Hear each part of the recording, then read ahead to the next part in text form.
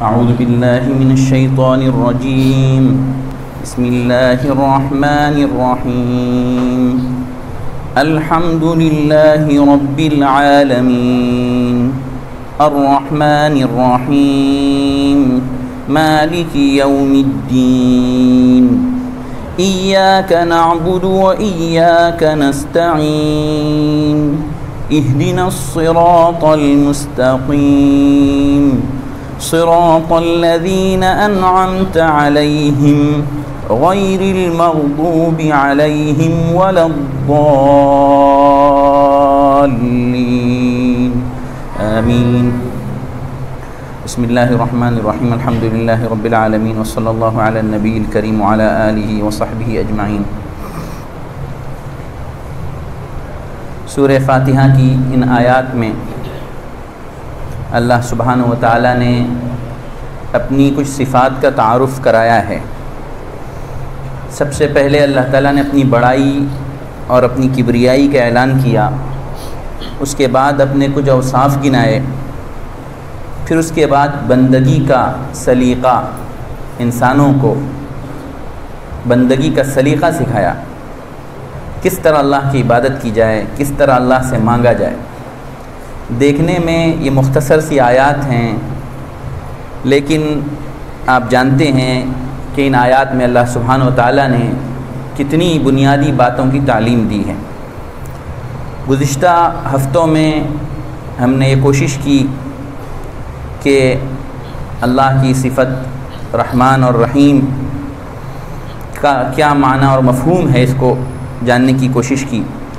پھر اللہ تعالیٰ کے لیے کس طرح بڑائیاں ہیں، کمالات ہیں، اور کس طرح اللہ کا شکر ادا کیا جائے، اور کس طرح اللہ کی ذات کی حمد و ثنا بیان کی جائے.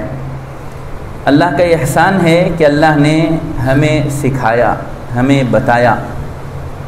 جس طرح کوئی بڑا چھوٹے کو انگلی پکڑ کر چلنا سکھاتا ہے، اسی طرح اللہ تعالیٰ کی ذات تو ہر مثال سے بالاتر ہے، لیکن سمجھنے کے لیے یوں کہا جا سکتا ہے اسی طرح اللہ تعالیٰ نے ہمیں سمجھایا، ہمیں بتایا، ہمیں طریقہ بتایا مانگنے کا کہ کس طرح اللہ سے مانگا جائے، کس طرح اللہ کی حمد و ثنا کی جائے. پھر اللہ نے اپنے ان بندوں کا حال بھی قرآن میں بتایا ہے جو اللہ سے مانگتے تھے تو کس طرح مانگتے تھے، جو اللہ کی بندگی کرتے تھے تو کس طرح کرتے تھے. یہ بھی اللہ کا احسان ہے. بہرحال انسان کی ذات، انسان کا کام ناقص ہے، اور ساری مخلوقات جو بھی ہیں، مخلوقات نقص انسان کا اور مخلوقات کا یہ ایک وصف ہے. اور اللہ کی ذات کے لیے ساری بلندیاں، ساری بڑائیاں اللہ کی ذات کے لیے ہیں. اس لیے اللہ تعالیٰ قابل حمد ہے، سزاوار حمد ہے، اور اللہ کی بڑائی بیان کی جائے گی. اور جس قدر اللہ کی بڑائی بیان کی جائے گی اللہ تعالیٰ کو یہ ادا پسند آئے گی.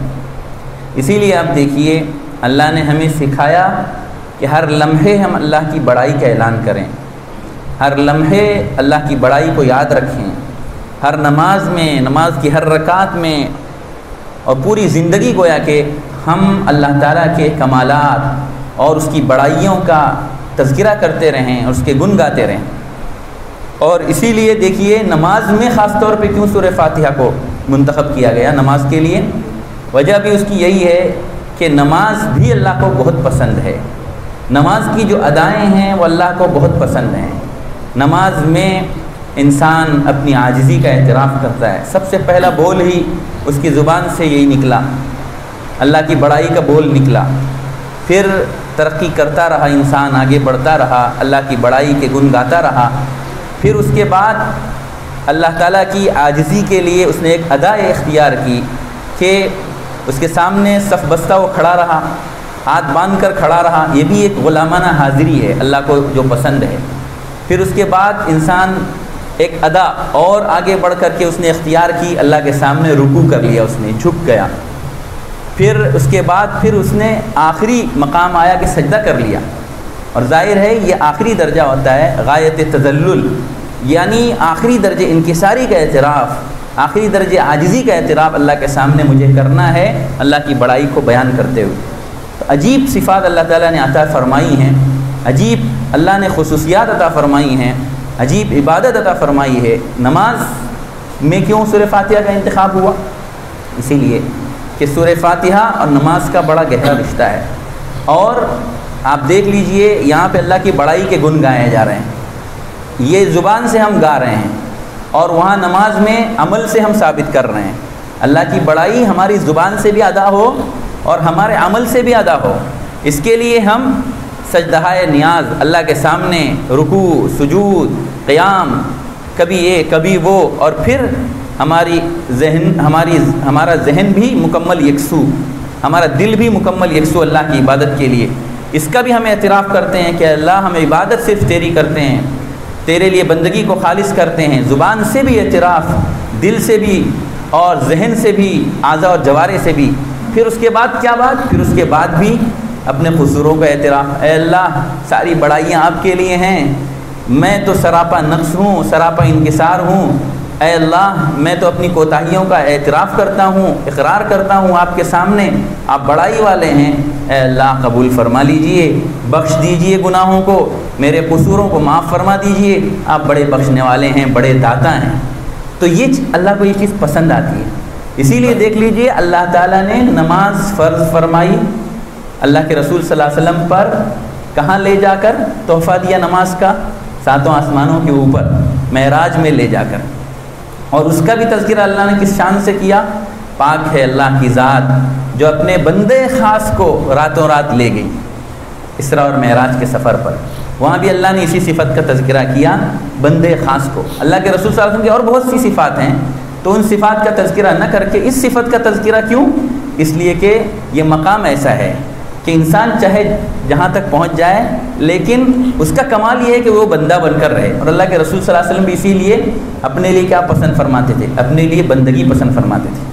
آپ کے سامنے انتخاب کیا کے لیے رکھا گیا کہ آپ یہ چیز پسند فرمائیں، لیکن اللہ کے رسول نے فرمایا میں عبد شکور بننا پسند کرتا ہوں، ایسا بندہ جو اللہ کے سامنے عاجزی، آخری درجے عاجزی، اپنی درماندگی کا اعتراف کرے اور شکر گزاری کرے۔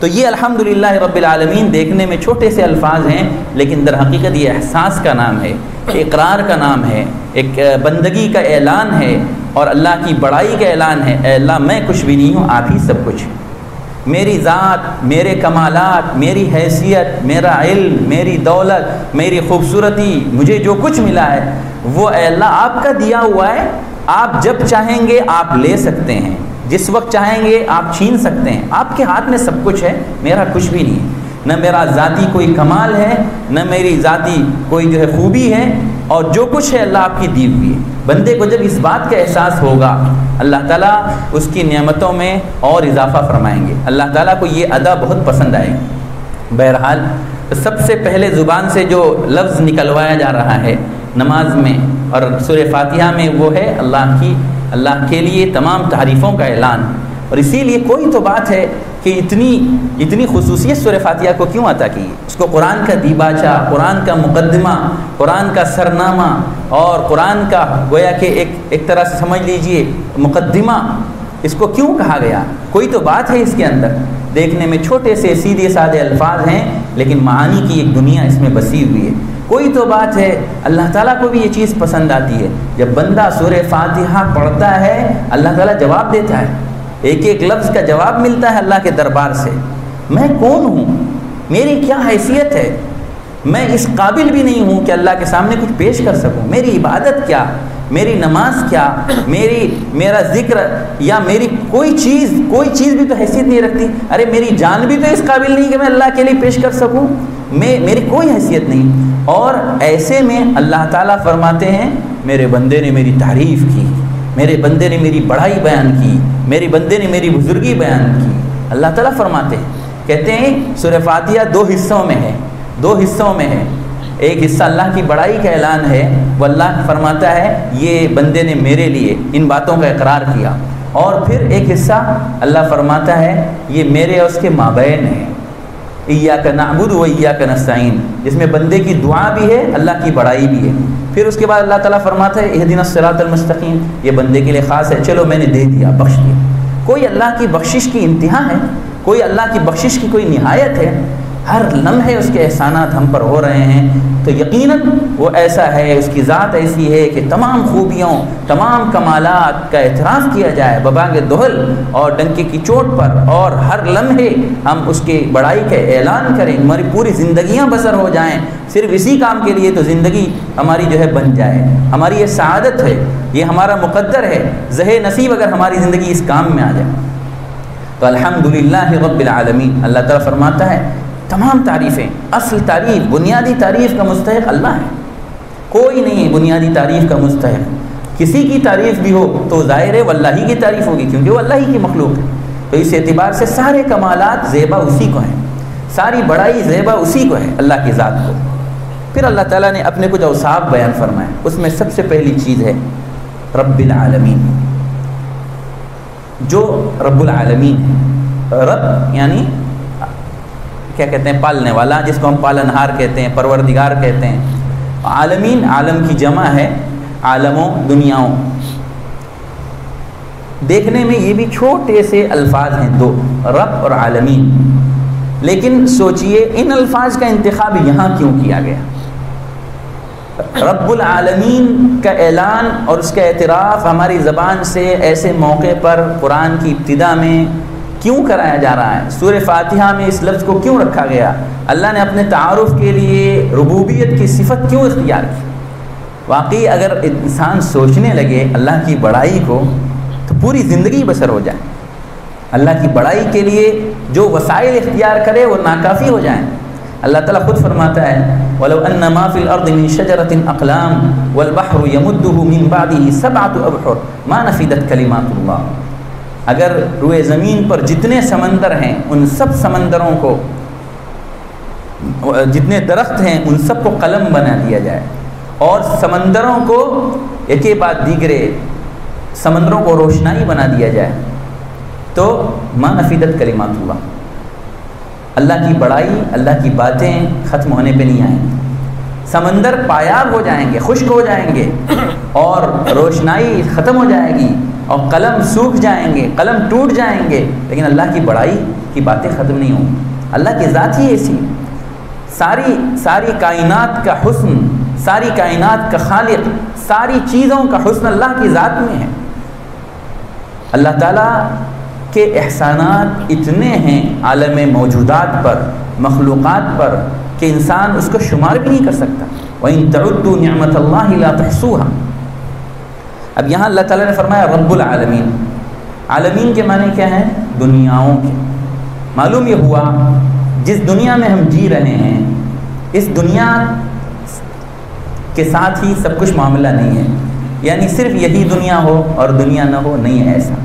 اس دنیا میں بھی کئی دنیایں ہیں، موجودات اور مخلوقات کے اعتبار سے کئی دنیایں ہیں۔ انسان کی اپنی الگ دنیا ہے، جانور کی، اور جانور میں بھی پتہ نہیں کون کون سے جانور، ہزار مخلوقات، پھر پرندے ہیں، پھر چرند، اور پھر اسی طرح حشرات الارض، کیڑے مکوڑے، اور پتہ نہیں کتنی مخلوقات ہیں، انسان کو معلوم بھی نہیں کون کون سی مخلوقات ہیں۔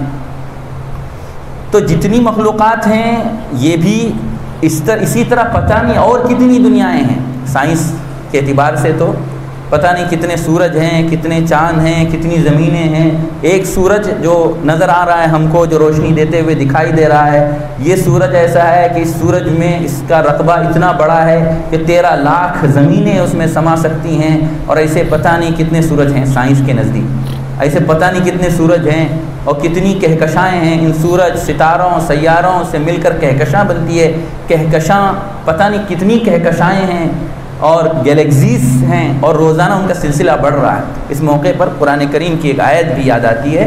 قرآن کریم فرماتا ہے کہ اللہ تعالیٰ نے ارشاد فرمایا آسمان کو وَالسَّمَاءَ بَنَيْنَاهَا بِأَيْدٍ وَإِنَّا لَمُوسِعُونَ، آسمان کو ہم نے ہاتھوں سے بنایا ہے اور ہم ہی وسعت دینے والے، پھیلانے والے۔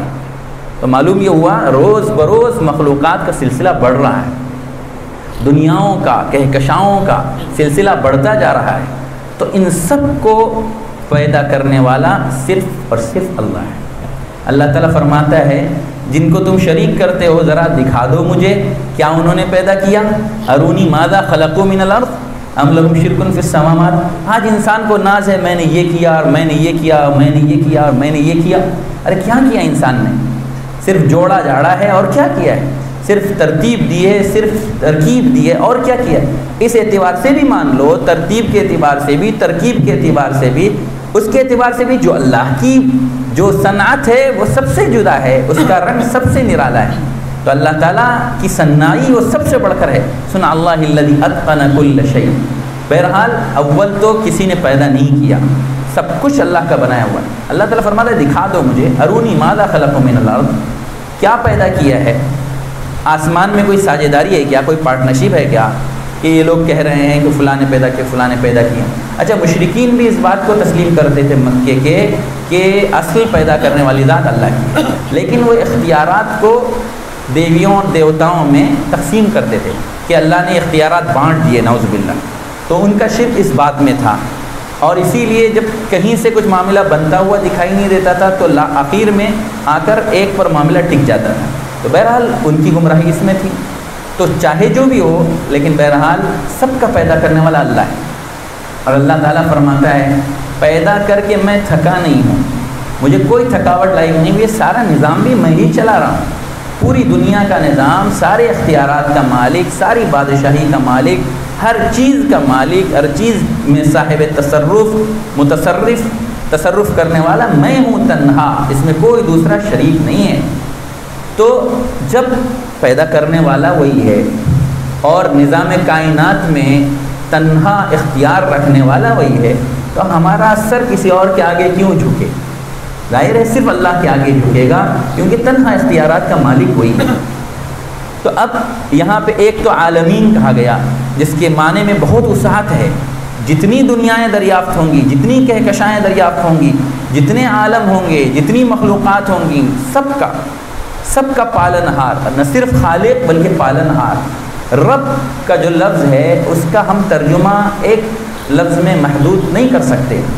رب کے معنی ہیں، یوں تو ہم کہتے ہیں پالنہار، لیکن رب کے اصل معنی یہ ہیں، ذرا تھوڑی دیر کے لیے غور کیجیے کہ پیدا جس نے کیا اور پیدائش کے بعد سے مرنے تک جتنے مراحل آئے، بلکہ اس کے بعد میں بھی جتنے مراحل آئیں گے، خاص طور پہ زندگی کے دوران میں جتنے مراحل آئے، ان تمام مراحل میں ہر ایک مخلوق کی، ہر ایک قسم کی، ہر ایک انسان کی، یا اس میں جو عالم مخلوقات کی جتنی قسمیں ہیں ان قسموں میں سے ہر ایک فرد، ہر ایک شخص، ہر ایک جز جو بھی ہے، ان سب کی ہر ایک ضرورت کو پورا کرنے والا، جس کی جو ضرورت ہے، جس کی سے مراد میری اور آپ نہیں، صرف انسان نہیں، کوئی متعین مخلوق نہیں، بلکہ ساری کائنات، سارا عالم موجودات، ساری دنیا، ساری کہکشائیں، اور ہر ایک کی، ان میں جتنی مخلوقات ہیں، جتنے ارواح ہیں، جتنی بھی مخلوقات ہیں، ان سب کی مناسب حال ضرورت کو پورا کرنے والا، جو جس حال کے کیا کہتے ہیں، جو مناسب ہے ضرورت، ان سب کو پورا کرنے والا۔ اب آئیے ہم اپنی دنیا پر غور کریں، ہماری کس کس ضرورت کو اللہ نے پورا کیا؟ تھوڑی دیر کے لیے سوچئے، ٹھنڈے دل سے اگر ہم سوچیں گے، ایک لمحے کے لیے بھی ہم غافل نہیں رہ سکتے، ایک لمحے کے لیے بھی ہم نہیں کہہ سکتے کہ نعوذ باللہ اللہ تعالیٰ نے ہماری یہ ضرورت پوری نہیں کی۔ پیدائش سے لے کر، بلکہ پیدائش سے پہلے کس طرح اللہ نے ہمیں پالا، ایک نطفہ بنا ہمارا، دو گویا کہ ہمارے وجود ہیں، ایک تو عالم ارواح کا وجود ہے، پھر عالم ارواح میں اللہ نے ہمیں رکھا، جب دنیا میں آنے کا وقت آیا تو بھیج دیا۔ اب یہاں کی ہماری جو زندگی ہے، اس کی ابتدا ہماری ہوتی ہے پانی کی ایک حقیر سی بوند سے، پانی کی ایک حقیر سی بوند، بے حیثیت سی بوند، اتنی بے حیثیت کہ کہیں لگ جائے تو دھونے کا حکم دیا گیا، لیکن انسان کو ناز ہے، غرور ہے، اپنی طاقت پر، اپنی دولت پر، اپنے حسن پر، اپنے علم پر ناز ہو جاتا ہے انسان کو۔ ایک حقیر سی پانی کی بوند، اس کو اللہ نے کیسے بنایا، اس کو اللہ تعالیٰ نے کیسے پالا، اس کی اللہ نے کیسے پرورش کی، اس کے اندر کچھ غلظت پیدا ہوئی، کچھ سرخی پیدا ہوئی، پھر ایک حالت سے دوسری حالت میں انسان منتقل ہوا۔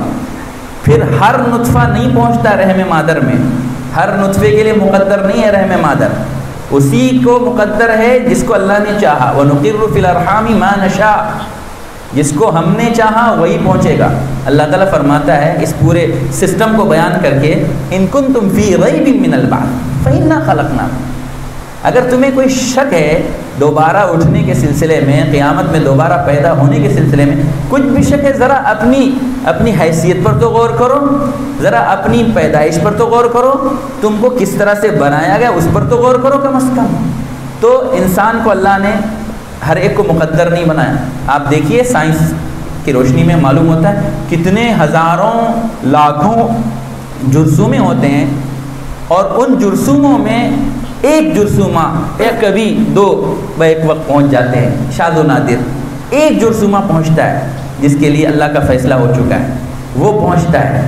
پھر پہنچنے کے بعد باقی رہے یہ بھی ضروری نہیں ہے، وہ بھی اللہ کے حکم سے باقی رہے گا، وہ بھی اللہ کے حکم سے باقی رہے گا، اس میں جان آئے گی تو اللہ کے حکم سے، اس کا باہر نکلنا اللہ کے حکم سے۔ اللہ فرماتے ہیں وَنُقِرُّ، ہم باقی رکھتے ہیں جس کو چاہتے ہیں ایک وقت مقرر تک۔ وہ وقت مقرر دنیا کی کوئی طاقت نہیں بتا سکتی، کوئی ٹیکنالوجی نہیں بتا سکتی، سارے تخمینے ہیں، سارے اندازے ہیں، اسکیننگ مشین بتاتی ہے ایسا ہے ویسا ہے، بلکہ اسکیننگ مشین بہت سارے ممالک میں صاف یہاں بھی بتاتی ہے، لیکن یہاں پہ حکومت کی طرف سے جرم ہے، لیکن دوسرے ممالک میں بتایا بھی جاتا ہے بیٹا ہے بیٹی ہے، لیکن پتہ چلا کچھ اور ہے بعد میں۔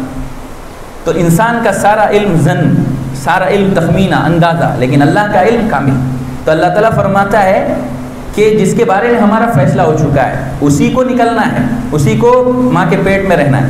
پھر ماں کا پیٹ کیسے اللہ نے اس میں سسٹم اللہ نے کیسا بنایا، رحم مادر کو کتنا محفوظ بنایا۔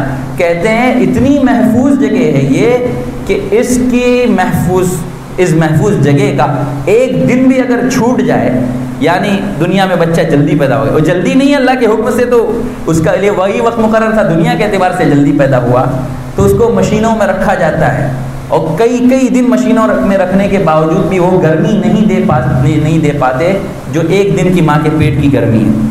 اللہ نے کیسا نظام بنایا، کیسا سسٹم بنایا، رحم مادر، پھر رحم مادر میں ایک جھلی اور اس کے اندر بچہ، اس کی غذا کا انتظام، وہاں پر اس کی جو ضرورتیں ہیں اس کو پورا کیا گیا، ماں کے پیٹ سے اور ناف سے اس کے لیے جو ہے غذا کا انتظام کیسا اللہ نے کیا۔ پھر جب نکلنے کا وقت آیا تو اتنی بڑی مخلوق کیسے دنیا میں آیا، اس کا بھی اللہ نے انتظام کیا، ایک سسٹم، پورے سسٹم سے گزارا گیا۔ پھر اس کے بعد ماں کے پیٹ سے باہر آیا، تو کس نے بتایا بچے کو کہ ماں کے چھاتی سے منہ لگائے؟ کس نے بتایا؟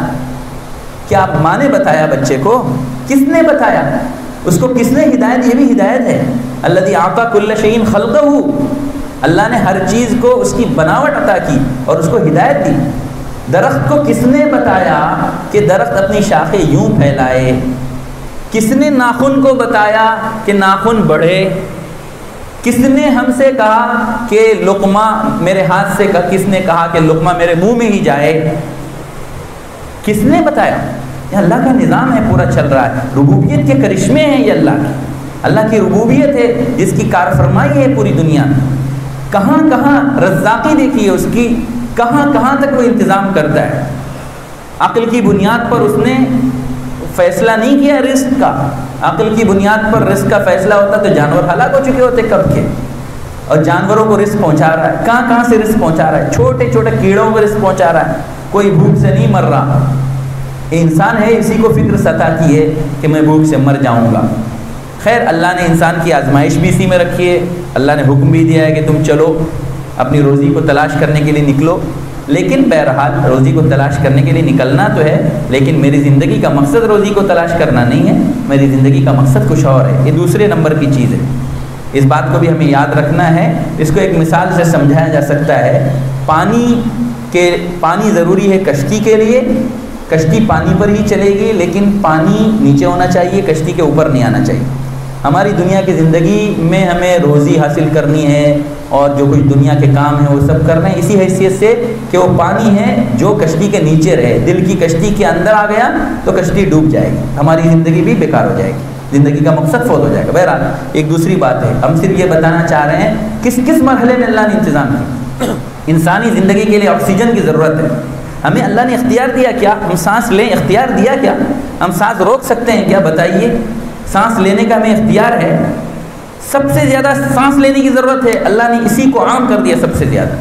آکسیجن دیکھیے, جس کو کمی ہو جاتی ہے دیکھ لیجیے کیا حالت ہو جاتی ہے. پوری جو ہے آبادیاں شہر خاموشہ میں تبدیل ہو جاتی ہیں آکسیجن کی کمی کے نتیجے میں. پانی کی سب سے زیادہ ضرورت ہے, پانی کا انتظام دیکھ لیجیے اللہ نے کیسے کیا.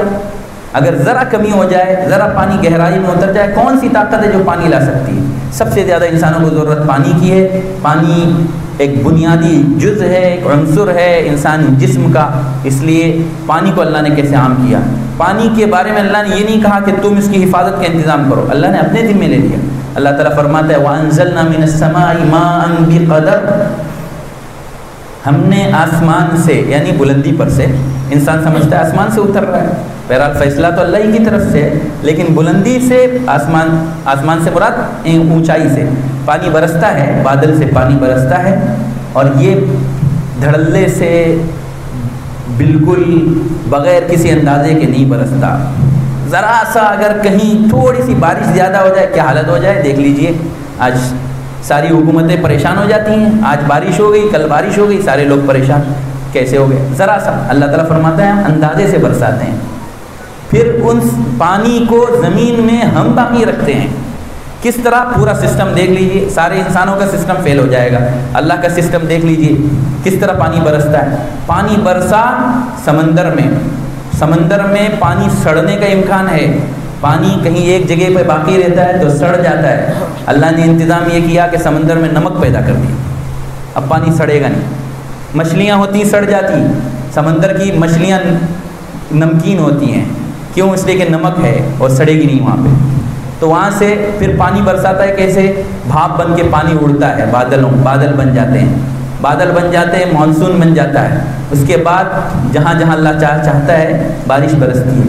پھر بارش برستی ہے, پانی زمین میں چلا جاتا ہے, زمین کی جڑوں میں گہرائی میں پہنچ جاتا ہے, کنویں بن جاتے ہیں, کنویں ہیں اور گڑھے ہیں اور مختلف جگہیں ہیں, پانی کے ذخیرے جمع ہو جاتے ہیں.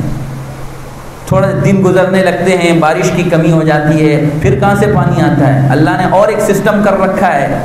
پہاڑوں پر برف کی صورت میں, پہاڑوں پر برف جمی ہوئی ہے بہت سارے علاقوں میں, وہ برف پگھلنے لگتی ہے, پانی اس کی جڑوں میں اترنے لگتا ہے. ان جڑوں میں اترنے کے نتیجے میں پانی سے پوری زمین سیراب ہو رہی ہے, پھر بارش کا وقت آ جاتا ہے. ایسا سسٹم اللہ نے بنایا ہے. تو کہاں انسان کی پلاننگ, انسان کی منصوبہ بندی؟ انسان کو کچھ بھی کرنے کا اللہ نے حکم نہیں دیا, لیکن اللہ نے پورا نظام انسان کے لیے سجا دیا. یہ میں نے صرف 2 مثالیں آپ کے سامنے بیان کی. ہم اپنے وجود پر غور کریں, میری کس ضرورت کو اللہ نے پورا کیا ہے, اور کتنی ضرورتیں ہیں جن کا میں شکر ادا نہیں کر پا رہا ہوں. ایک لمحہ بھی میرا اللہ کے احسانات سے, میں ایک لمحے کے لیے بھی میں دستبردار نہیں ہو سکتا. ایک لمحے کے لیے بھی میں دستبردار نہیں ہو سکتا. میری سانس اللہ کے حکم کے بغیر نہیں جاری رہ سکتی. کسی لمحے بھی, ہر لمحے اللہ کے حکم کا میں محتاج ہوں. سانس میری جاری نہیں ہو سکتی. اللہ نے میری آنکھوں کے لیے کیسا انتظام کیا, آنکھوں کے لیے کیسے ناک نقشہ دیا. ناک کا پانسا کتنا کمزور ہے, ہوا ٹکرا جائے نقصان ہو سکتا ہے, ہوا فلٹر ہو کے اندر جاتی ہے. کان میں کوئی چیز گھس سکتی ہے, کان کے پردے کو نقصان پہنچ سکتا ہے. ایسے اللہ نے سسٹم بنایا, کان میں کوئی چیز جائے گی ہی نہیں. آنکھ میں کوئی چیز چلے گی, آنکھ کو نقصان ہو سکتا ہے, میں کوشش نہیں کر پاؤں گا, میں دیکھ نہیں پاؤں گا. کوئی کیڑا گھس گیا, ایک دم سے آنکھ بند ہو جاتی ہے, میں نہیں بند کرتا ہوں, اللہ کا حکم ہے آنکھ بند ہو جاتی ہے. پھر اس کے بعد اگر چلی بھی گئی تو گھوم پھر کے تھوڑی دیر میں پھر واپس. اللہ نے ایسا نظام. کھوپڑی ہے, کھوپڑی میں بھیجا ہے, بہت کمزور ہوتا ہے, اللہ نے اس کی حفاظت کے لیے ایسا ٹھوس انتظام کیا. انسان کا اپنا وجود دیکھ لیجیے, کس ہر لمحے اللہ کے احسانات ہو رہے ہیں, ہر لمحے اللہ کی عنایات سے انسان فائدہ اٹھا رہا ہے, پھر بھی ناشکری کیے جا رہا ہے. اللہ تعالیٰ کا پیغام یہ ہے, انسان اس بات کو پہچانے, کسی لمحے بھی تم اللہ کے احسانات سے سبکدوش نہیں ہو سکتے اور غافل نہیں رہ سکتے. رب العالمین ہے وہ. تو رب العالمین کے معنی بہت وسیع ہیں. ہم صرف سوچتے رہ جائیں رب العالمین کو تو ہم پوری عمر ہماری بسر ہو سکتی ہے، رب العالمین کی ربوبیت کے کرشمے ختم نہیں ہو سکتے۔ اللہ تعالی ہمیں اس کو سمجھنے کی توفیق عطا فرمائے اور اس کے احسانات کے شکریہ کی اللہ تعالی ہمیں توفیق عطا فرمائے۔ وآخر دعوانا الحمدللہ رب العالمین۔